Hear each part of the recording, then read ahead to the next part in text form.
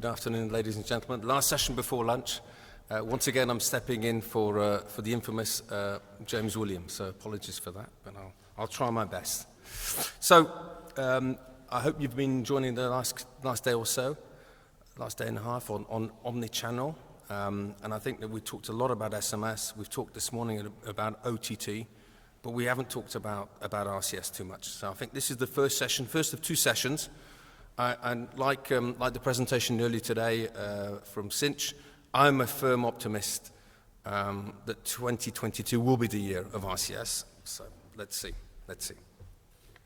So what we have is, as Tim already said, we have a video session first up. Unfortunately, we have Nina Kanasevic, who's the Director of Telecoms Solutions at Infobip, having a conversations with Thomas Faisal, Propositions Manager for Messaging at Deutsche Telekom Group, and we'll hand over to them. This session is also sponsored by Infobip, so we'll listen to them and then we'll join a panel session in a minute, okay? So cue the video, please. Hello everyone, my name is Nina Knežević. I'm Telecom Solution Director at Infobip, and I'm part of the Operator Partnership Department at Infobip. This in practice means that among my other duties, I'm working globally with mobile operators on the successful strategies for the RCS rollout, raising awareness on the markets around this channel, and evangelizing the service itself. Infobip, as the global leader in business messaging space, has been involved in RCS for several years now. We really work on global level with different operators and with brands to bring the successful campaigns to the markets. And we see that the service is gaining traction again. Today, it's not all about the one-way messaging, but it's more about the conversational messaging. What consumers today expect is the personalized, meaningful messaging that they receive. They expect to be able to engage into the conversation with their brands, and RCS here plays a very significant role. When it comes to the markets, Latin America is still the front runner. It's first of all Mexico, which is now really a mature market. You can reach in Mexico around half of the total mobile subscriber base. The service is fully commercially launched. And what really makes me personally happy is that we see in the reports the brands that are ordering the campaigns on regular level. But it's not just Mexico. We've seen a lot of moments in Brazil where operators have decided to cooperate and work together, realizing that they are not competitors, but they need to work together to have the success on the markets. So it's not just bringing more reach, but it also consolidation on the level of commercial models, brings less complexity to the brands when it comes to understanding their costs and planning the budgets. What we also notice on the markets, and it's happening in Latin America as well, is this trend of deployment of the controlling level, or better say of the MAP platform, which is done, for example, by Claro Group, which enables Claro Group the possibility to use their own platform, not just for the brand's lifecycle management, but as well to have visibility of their own reports, billing information, etc. This is not just happening with Claro Group. The same we've seen with Orange Group, and we see the RFPs mounting in different markets. Just to finish the saying around the Latin America, we see the movements, the first pilots, the first campaigns in Colombia, in Argentina as well. And another very interesting market is India.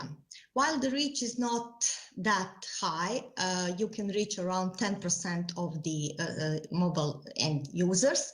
There are brands that are repeatedly ordering the campaigns, and we see a lot of traffic floating on that market.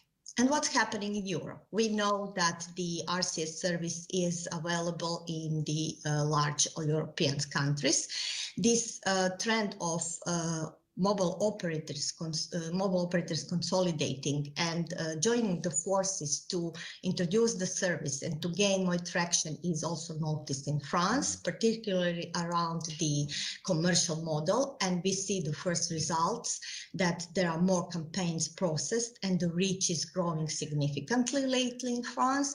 But we see the movements as well in other countries, such as, for example, we had the campaigns in Poland or in Romania during 2021.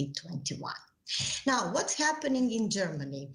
What Deutsche Telekom has done when it comes to RCS as a channel, I would like to discuss today with my distinguished guest, Thomas Welzel from Deutsche Telekom Group. Thomas is the proposition marketing manager for messaging at DT Group. Hi, Thomas. Hello and welcome. Thank you very much for accepting our invitation. Hey, Nina, thanks for the invite. And yeah, I'm happy to share our experience, what we learned when doing campaigns in Germany. Okay, Thomas, we all remember this nice event that happened at the beginning of 2020 in Berlin. We were all there present.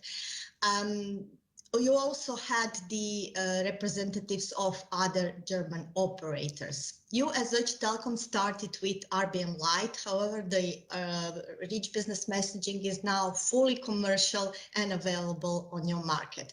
What strategies you, as a company, have chosen to raise awareness on the market to gain traction and work on driving the adaptation around the RCS channel? Well, I think we've done many thing to get RBM installed in the heads of our customers and in the heads of our internal customers as well. So I think that drinking our own champagne is one of the strategies that makes things moving. So we've implemented first projects and pilots in the areas of marketing of additional services to our customers and in the area of churn prevention. Of course, we have been collaborating with our friends from the other operators as well. We are not competing about access to RBM because every operator just provides access to their own customer base. So we have complementary products to market, and we have created a website jointly together, which is www.richbusinessmessaging.de, where we explain to brands and customers what rich business messaging is and what we do jointly to market that service. Okay, interesting to hear that. You as a company have decided to use RCS as a channel to communicate to your end subscribers. We have been helping you with that one. Infobip has supported you in development of those chatbots. So what have you been planning to achieve with that? What kind of use cases have you developed, and how do you think you are supporting the faster rollout with those chatbots that we created together? Okay, so first of all, I think we had to learn what works, what doesn't work, how things work, and how to optimize things. And some internal activities were key to that. And I must say I'm glad that we didn't use external customers with our first attempts. Now we are in the position, at least going up some phases of the learning curve. Now we're in the position to sell the service to external partners as well. So one thing we did, and that was actually the very first large-scale RBM campaign that we did internally, was to sell the Spotify Premium service to our customers. So we've done for quite some time marketing of Spotify Premium to our customer base based on SMS, and we have introduced RBM as one channel to acquire new customers to cross-sell Spotify Premium into our customer base. And it worked pretty well. We've seen doubled success rates, really conversion rates, sales rate were twice as high as we have seen them on our SMS activities. That sounds very interesting, of course, and it's proving what we are preaching all the time, that actually the RCS as a channel is so attractive and appealing that it demonstrates the higher customer engagement in comparison to the historical channel. Obviously, you have seen the same results. Can you share a little bit the details of this Spotify campaign? How did it look like? What exactly was the flow there? Okay, yeah, sure. So what we actually did was we had quite a good idea of how this campaign should look like, but let's put it this way: we are not the best one in designing those campaigns ourselves. We've got the API that is able to process messaging that is input there, both RBM and SMS, but we needed a partner who can actually design the campaign, program the campaign on their systems, and run the campaign for us. And we found this partner in Infobip, and they've done a great job in implementing those steps that we had in mind to get this campaign out and to our customers. I'm happy to hear that you are satisfied with the cooperation, of course. We are. That was as well the challenge for us to create the campaigns. You really had a very determined idea what you want to achieve with it. Have you been using certain tools from CPaaS platform to support these campaigns? How did you support the campaigns creation? Did you need any additional features to support them? Not really. What we actually did was making a good as possible description of how we expect the campaign to be, and then of course on the day where the campaign ran, we were live and online on the platform, on your platform, as care agents to see what's going on and to see whether there are incoming questions from our customers that the chatbot hasn't been programmed and couldn't handle. So that was very important, and it was a really good learning. What do customers ask when they are receiving such a RBM message with the carousel and options? And obviously some of those customers had other questions in mind that they wanted to get rid of, so we could take those questions and answer them online while the campaign ran. That was a pretty good experience for us to learn, and I think for the customers as well, because whatever they ask, they got an appropriate answer to that. Mm-hmm. Okay, so basically what I remember from those campaigns, there are two-way campaigns, right? It makes your customers required to engage into communication with Deutsche Telekom. Yes. Right, and there is this moment when the customer is able to switch from the chat to the agents for certain queries, if I remember correctly, right? Yes. Mm-hmm. And as well, how did you do the segmentation? I know that it's not for this Spotify campaign, but for the other campaign, you are performing the segmentation of the end users. Am I right? Can you share a bit of details? Exactly. We next to the Spotify campaign, which is a very broadly pushed into the Telekom Deutschland subscriber base, we have done some activities on churn prevention as well.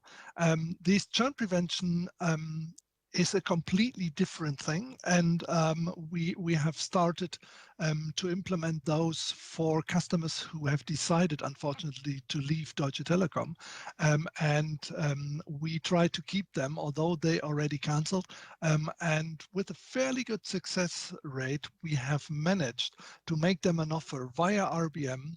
And again, we've used the full universal profile 2 feature set for that.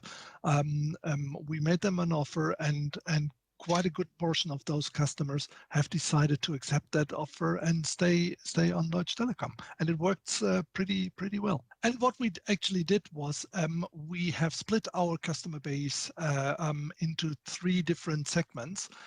One was the young segment, the other one was the regular customer, and the third segment was those who are not only mobile subscribers in DT, but are on fixed line and possibly on TV as well. They all got separate offers. And we actually managed to get the communication exactly to what the end customer needs, thanks to Infobip's capabilities to run these campaigns not only in a one-size-fits-all manner, but really segmented to everyone's needs. That's very much appreciated on our side.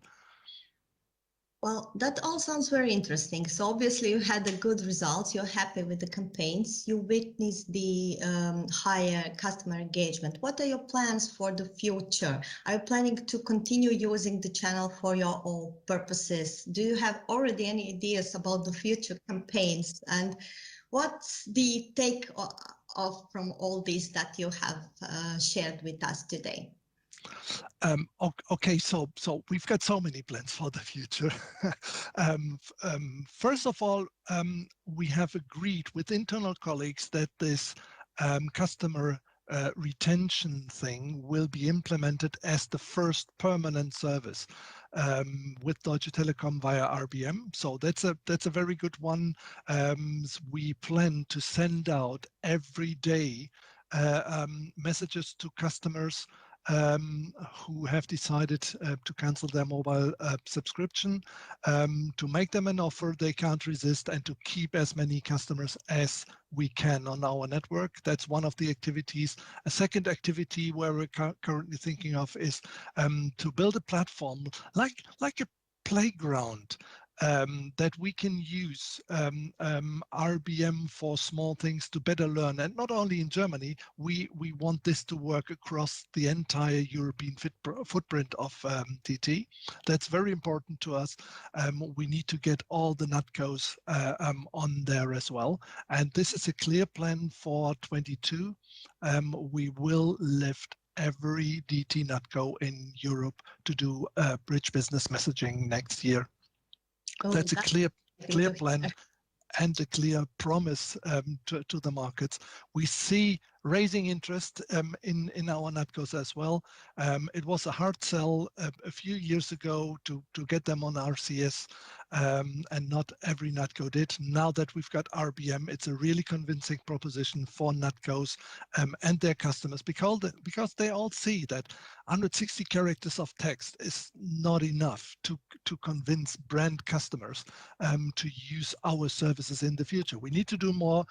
We've got the technology in place to do more. We've got the partners like Infobip in place to do more. And we are really happy to see that the operators across Europe are really working on it and trying to get RBM out of the door.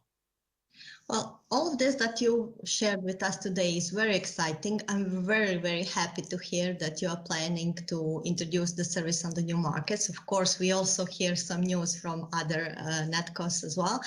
And we are here, of course, to support any future plans. Very happy to work with new markets.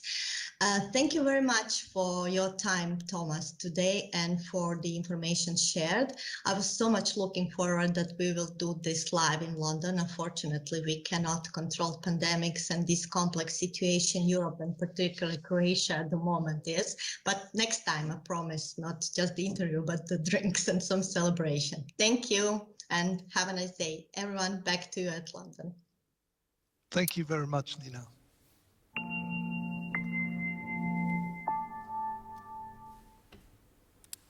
So thank you very much, Nina and Thomas, for those insightful thoughts. We'll move now to a kind of live panel session. Maybe David, do you want to introduce yourself, please? Yes, so hi, I'm Dave Boddington. I'm the product owner for RCS across our SaaS products and CPaaS platform at Infobip. Okay, thank you, David. And Robert? Yeah, hi, I'm Robert Jones. I head up the A2P messaging team within BT, responsible for strategy, props, product, sales and operations. And our team covers both the wholesale side of that and the enterprise side, and that covers all types of messaging, so SMS and RCS. Okay. Myself, Alex Reza, I'm an advisor for the MEF and also working on the RCS program at the MEF, formerly was driving the RCS or heading up the RCS program at Orange until a few months ago. Brilliant. So I'll be running through some questions for the guys. If you have any questions yourselves, stick your hands in the air. I think we've got mics that can run to you. I'm also glad we've removed the heads because it would have felt a bit overlordy through the conversation. So to start with, as we just heard from Thomas, they've had some real success with RCS in Germany, particularly supporting their retention activities, and they plan to roll RCS through to their other markets in 2022. We know that the UK MNOs were among the first to implement RCS, so it'd be good just as a starting point, just to understand the state of the market now with the implementation of RCS, RBM in the UK. Yeah, so RCS is very much live in the UK, has been now for a little while. I don't want to steal too much of the thunder of some of my colleagues in the UK networks that have a panel this afternoon, so there's a little plug to the afternoon session. But we're at about 15 million subscribers across the UK networks. That represents 25% of the smartphone base, so there's a significant proportion of handsets live in the UK. And as networks, we're collaborating now, so we're working with the GSMA, looking at how we can make it as easy as possible for aggregators and brands to access RCS.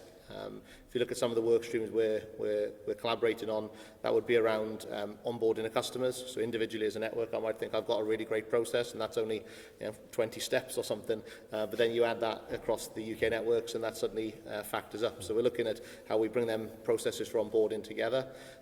Looking at the commercial models, where we can align, where can we align the commercial models, session lengths and things like that. Taking in feedback. So we've had some of the aggregators come and present to us and hear it from the horse's mouth collaboratively, rather than that just being different feedback to different networks. So we had the aggregators come in and present to us. Like I said, I won't steal all the thunder, but there is an incentive that they're announcing this afternoon that will be for the aggregators. And that's on top of all the stuff that we're doing individually as networks. So BT's been running a promotion across RCS. So there's a lot of activity going on. Like I said, there'll be some more detail on the MNO session this afternoon. And Alex, anything to build? Yeah, I guess with my MEF hat on, I'm aware of a multi-operator big launch in France on the 20th of October, culminating of about 15 months of piloting with a number of brands that generated some really interesting results. The launch event was held not just by the operators but also with the aggregators and some brands as well. And I think that we're fortunate enough to have Orange France, the program director, presenting to the MEF on this Friday, to talk a little bit about the launch and their next steps. Brilliant. Obviously, mobile operators are key in the rollout and adoption of RCS, and you talked there, Rob, about some of the collaboration between carriers, which I think is really important in reducing some of those barriers. But it'd be good to delve into maybe some more of the specifics around what's being done to drive awareness and stimulate that market. Yeah, so I think there's probably two parts to that. We look at that as two separate work streams. So how do we bring more customers on? So the platform we use is Google. So we're doing additional integration to Google to bring online the APIs. That gives us greater visibility as to organizations of the customers that have RCS, improves the onboarding journey for those customers. And the intention is to move to carrier T's and C's. So the significance of that is that it moves us from an opt-in to RCS model to an opt-out. And that's what's going to take us from that kind of 25% right up to the probably kind of 50% level. So, penetrate all of the Android handsets on the network. And so that's going to bring as many customers onto the network as possible. Really, then it's around familiarization, I guess, within the marketplace. We've worked with yourselves at Infobip actually, and you put together an RCS bot for us. We've used that in some of the press releases we've done. We use it with our sales teams so they can bring RCS to life on their handsets. And that's really about understanding what chip lists are and carousels and the different features of RCS So it's been important to bring that to life. And then the other one really is us, drinking our own champagne or eating our own dog food, as one of my colleagues often likes to say. But somewhere in the middle. Yeah, somewhere in the middle. We're using RCS, and RCS has been so compelling for us as a network now that it's the default channel of communication. So where we can use RCS, we do. I wrote down a few stats because for me they're so powerful that I think everybody should know them. So the one that we put, I guess, the most insight into understanding the difference between channels was a Samsung upgrade campaign. It was one of the earlier campaigns we did in RCS, and if I'm really honest, the early results were worse than SMS, and the teams were kind of going, wow, this isn't good.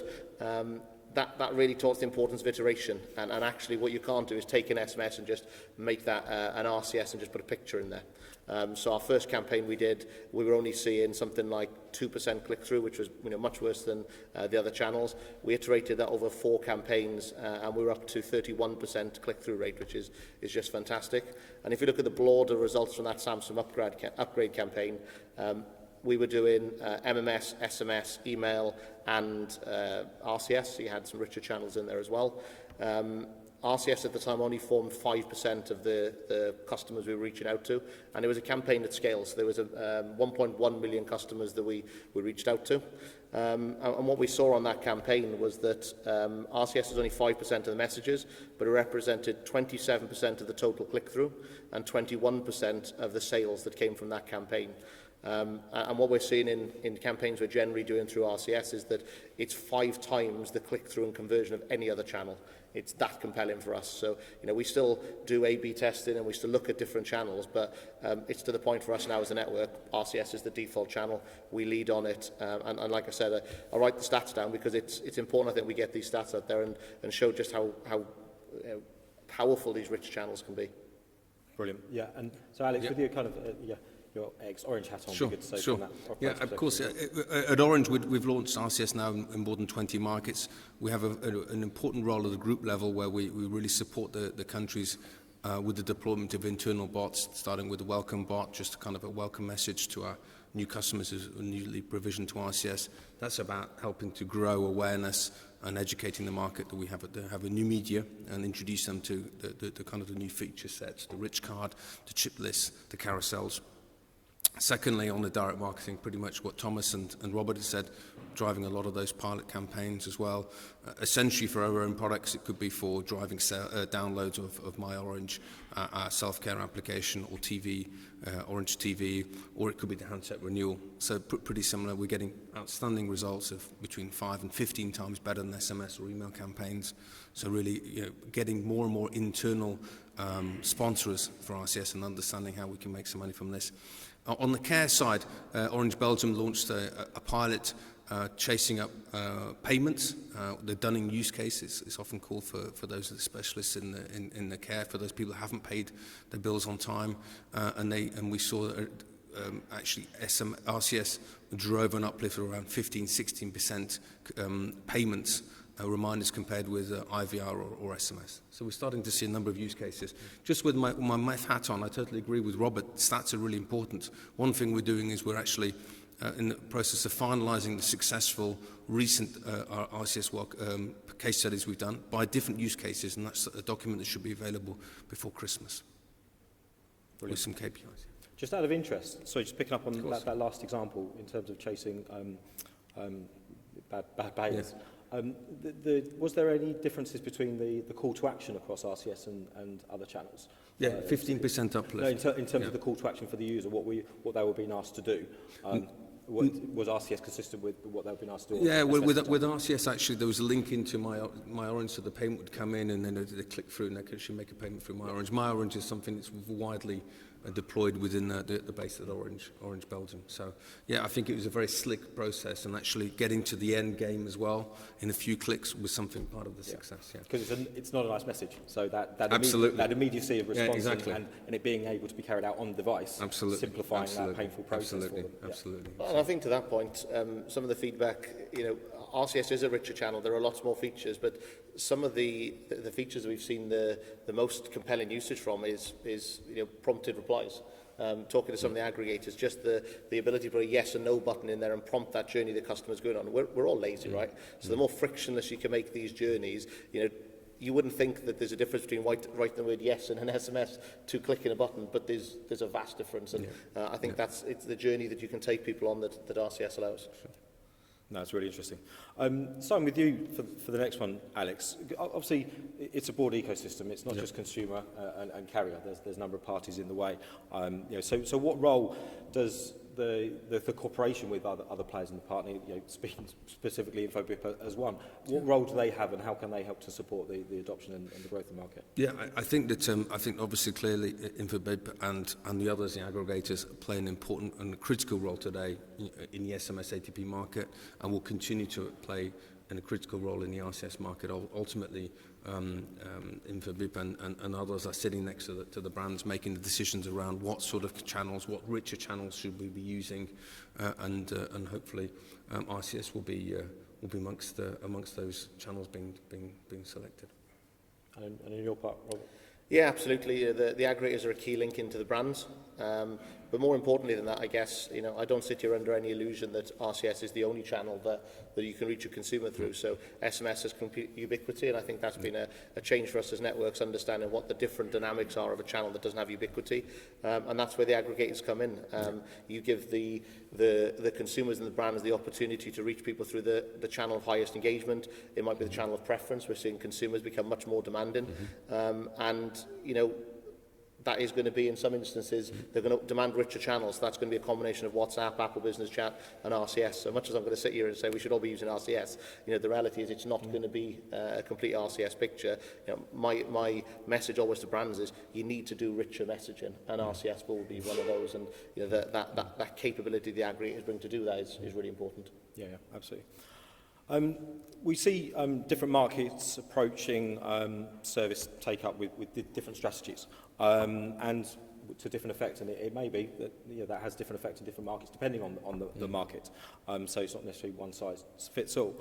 But from your own experiences, it'd be good to understand from what you've seen replicate across other MNOs, other markets. What would you suggest are some good practices that you've seen? Yeah, so it's actually a timely question, because one of the work streams that we did through the GSMA was to start speaking to international markets, and the MEF has also been feeding back a lot of stuff that they've seen in other markets. One of them is probably something we can't really change as a network, which is the penetration of Android handsets. So you can look at a market like Brazil maybe that's doing a huge amount of RCS and RBM at the moment. They've got a 90% penetration of Android handsets. But within the UK, we've still got 50%, so there's still a huge base. So I think it's slightly harder, perhaps in the UK, to get that penetration, to get the handset numbers up. But the other one, which we can do a lot about, we saw was the markets the most successful were collaborating. Whether that's collaboration with brands, with aggregators, or probably across the networks, collaboration was what was really helping them. So yeah, I think that was really important. Clear and consistent pricing as well. That was feedback we took from international markets. It's easy to overcomplicate, I guess, a pricing model that has sessions and session lengths and different mechanics. We've been so used to the simplicity of SMS, so that's another one that we've kind of taken some feedback on. And I think for us, what we also saw, you've seen and you mentioned there the French networks and the German networks just coming together as networks and sharing that insight, sharing the handset numbers, just making sure that we've been as transparent as possible and giving all the information we can to our partners. Yeah. And Sidney? Yeah, I think I totally agree with what Robert says. I think the collaboration is absolutely key, because there are all of the issues that Robert just mentioned, and you can put in onboarding and verification in there as well. Operators need to collaborate. Yeah? And I think that and that's what we're trying to do at the MEF. We're trying to bring operators around the table within a safe environment to have that discussion. If those discussions are happening within the GSM in the UK, fantastic. If they're happening in France with the F2M, which is a national body, fantastic. The key point is to collaborate, address some of those issues that Robert just mentioned around definition of sessions, around maybe onboarding, and go to the market with a single voice. Absolutely, that's critical. I'm really interested in that point about bringing brands into the channel. I think it's easy to see reach as being a negative rather than a positive, for example. So it'd be interesting to get your thoughts on how you feel we can better stimulate the brands to come into the channel. You know, I think everyone probably in this room recognises the benefit and is happy to evangelise, but how do we get those brands involved as well? Yeah, I manage a sales team, and they're not here today, so I can talk badly of them. But sales teams are lazy, and I struggle with my own team in that you know, there's the subtlety, I think, of SMS has been easy to sell. It's been really compelling, and it was easy for them to just go in and sell something relatively simple. You know, we've really got to upskill on the richer channels, and the subtlety, I think, of the message. You know, they will go in and talk to a brand and say, only 25% reach with an RCS versus actually you can reach 25% of the handset. There are 50 million handsets, so you know, that's on us. You know, and I guess if you kind of double down on that with the response rate, right? Yeah, absolutely, and it is learning those stats. I think SMS, we all talk about 98% open rate, 90%. We know all the stats; they're just embedded and ingrained in us. And I think it's just that learning experience and taking, you know, certainly we're taking our own sales teams on that journey of empowering them, giving them the stats, showing them the insight. There's a lot more to learn in RCS, and the journey that you'll take a brand on, that iteration journey we learned is. I was probably guilty myself at the beginning of going, just take an SMS, put a picture in it, it'll be fine. But actually, that you can't do that. You've got to understand the technology behind the scenes. You've got to understand the way that consumers respond. There are very, very small subtleties which make a difference, and that's where the teams need to understand that. So in one of our campaigns, for example, we just put the word buy now on a button, which just seems really obvious. Consumers were too scared to click the buy now button. In case there's a network, we just build them. And actually just changing that to kind of click here for more info, that type of stuff. So there's a lot of subtleties to learn, I think, where SMS has been basic and really easy. Yeah. And anything to build on that? I can see Sure. the crook coming in from the side. Sure. So I think from a wholesale point of view, as we mentioned before, alignment where possible on the IBM offer, and also incentives, maybe competitions. I think that's something that the French operators are doing to incentivize Angora to move forward. The other thing is actually, you know, on the B2B side, you know, to actually offer services directly to brands, and I think there's certain operators within Orange who are looking to do that, and we're actually opportunity to move up the value chain and actually develop and design and host bots on behalf of brands, terminate the traffic there, and on top of that maybe sell a kind of an opt-in customer database. That's something that one of our operators is doing on top of that. So they're, you know, providing a more of a turnkey solution. Yeah, brilliant. If I could just ask one sentence question before kind of taking any others for each of you. If 2022 is the next year of RCS and 2023 thereafter again, what would be your one sentence for the future of RCS and maybe over the next 2 years?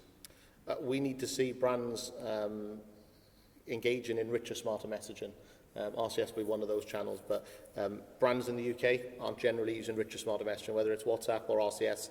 I'm not seeing many big brands that I can engage in via a richer channel, so I think that's what we're going to start seeing over the next year is brands doing that. And maybe smart is the key word there. Yes, yeah. I think we're around 30% in a lot of markets in Europe at the moment. We're going to hit 50% penetration by the end of next year. I think that's going to really excite a lot of brands. We're going to look at how we can integrate payments into the whole customer journey. I think we've seen a big growth during lockdown on the QR codes. People really want to engage and have an experience where they're actually paying. You know, e-commerce is a really growth area. So I think that we can use that as RCS move into that space. I think that'll be interesting. Brilliant. Good. Open We've for questions. kind of got moderator overload here, haven't we, David? Feels like we're a unruly panel that we need two moderators. I've got access to the online questions, so that's why I'm here. I'm not trying to tread on your toes at all. But yeah, if we have a question from the audience, we've got about 5 minutes left. If we don't, then I've got access to the online chat, so I'm going to relay one of those. So let me do that. So I've obviously alienated anybody that's involved in sales in the audience now, so they're going to mock me after the session. So here's a question, like a customer-orientated question. Obviously, RCS is, we don't even really know whether RCS is a consumer-facing brand or not at this stage. So maybe you can all comment on, should it be? Should we call this RCS? If not, is it an advantage, the fact that, you know, your default messaging channel one day just suddenly starts being rich and there's no explanation for that, and you know, is that a good thing or is that a disadvantage? Maybe you can just give me your thoughts on that. Yeah, it's actually one we've debated quite a lot, and I can't say we've got a clear answer as a network. Yeah, I don't think using, RCS and RBM they're not particularly words that a consumer would recognise if you spoke to them about it. We talk about it as, I think if you've got an iPhone and iMessage been around a lot longer, you don't say to somebody, send me an iMessage, you say, send me a text, and that happens to be an iMessage, and the same with an Android handset and RCS. So I think you leave the consumer to decide. I think within, the business world, you probably are talking about RBMs, and there's a lot of interchangeability between RCS and RBM. We interchange them, but I don't think, personally, the consumers need to worry too much. They just, the handset takes care of that for them. Yeah, I agree. I think we tried, didn't we, with Join? I'm not quite sure what happened to it, but no, I think as long as it is an industry, we call it the same thing, and I think that's important within the industry, and we're talking to the brands. But I think ultimately, as long as it works, I think that's the key point. What do you think, David? I mean, RCS is up against pretty strong brands, WhatsApp, and I know we live in an omni-channel world, and it's not either or, but there are some very strong brands in the competition. Yeah, I think Robert hit the nail on the head a little bit there. Where people say, "Send me a text." Back in the day when MMS was the next great white hope, it was still send me a text, send me a picture via text. So I don't think consumers need to be confused with the distinction. I think supporting richer capabilities within their default messaging app is almost an expectation. I think they're maybe kind of surprised it isn't happening now, rather than be surprised when it does. And I think the key is that you don't need an addition. So if you want to do WhatsApp or Apple Business Chat, you need an additional opt-in. You don't need to have an additional opt-in. So if you've got an opt-in for SMS, that covers MMS and RCS. So I think that's why we don't need to worry too much about having a consumer brand, because consumers will just tick a box on a website that says, send me a text, send me an SMS, and that opt-in covers the full range. So Robert, you talked about 5 times, I think you said 5 times the response rate. Was that versus SMS, or was that versus other OTT channels? It was versus the average. So it was 5 times, I think it was slightly better. We used MMS in there as well, and email. So it was probably more than 5 times for SMS, because SMS isn't a rich channel. So it was against the average, the 5 times. Yeah. Right. Have you got any idea how that would compare with WhatsApp, or? No, we don't use WhatsApp as a network at the moment. We do use WhatsApp for some customer service, but we don't use it to send out promotions at the moment. So no, I couldn't give any. So it well outperformed WhatsApp. Oh, there we go. That's the stat I wanted. We seem up to 15 times at Orange, We've seen, compared with SMS. Right. Okay. Yeah. And that's on the ATP outbound campaigns. Well, as I've said a few times before, we're going to dive into the differences between the different channels later on this afternoon. So. We'll be able to dive into the details there, and that'll be interesting. But with that, I'll say thank you to David, to Robert, and to Alex, and just to say that we've got a slightly shortened lunch break. It's still an hour, but we're back here at 2 o'clock, so join us then. Thank you. Thank you very much.